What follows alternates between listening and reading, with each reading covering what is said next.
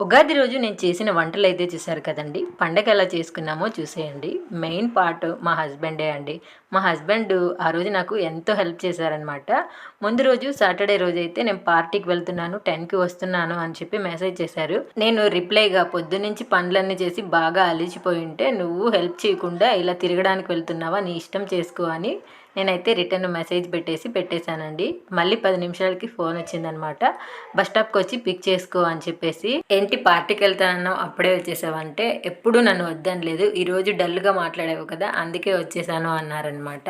ఆ రోజు సాయంత్రము వంట కూడా మా హస్బెండే చేసి పిల్లలకి తినిపిచ్చి మరీ పడుకున్నారండి. నేను వద్దు అంటే బలవంతంగా నాకు కూడా ప్లేట్‌లో పెట్టిచ్చారు.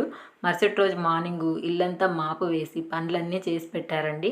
ఈ ప్రపంచంలో ఒక పర్సన్ నుంచే ఆనందం, ఏడుపు 2 వస్తాయి. అది ఎవరు అంటే one and only my husband. నేను ఎగ్జామ్ రాస్తున్నాను అని క్వెషన్ పేపర్ పెడితే ఆన్సర్స్ అన్నీ వెతికి మరీ పంపిస్తారు. అంతలా అర్థం చేసుకుంటారనమాట. మా హస్బెండ్ నాతో మాట్లాడకపోతే ప్రపంచంలో ఉన్న కష్టాలన్నీ నాకే ఉన్నాయేమో అనిపిస్తుంది. అలా ఉంటుంది మరి మా ఆయనతో.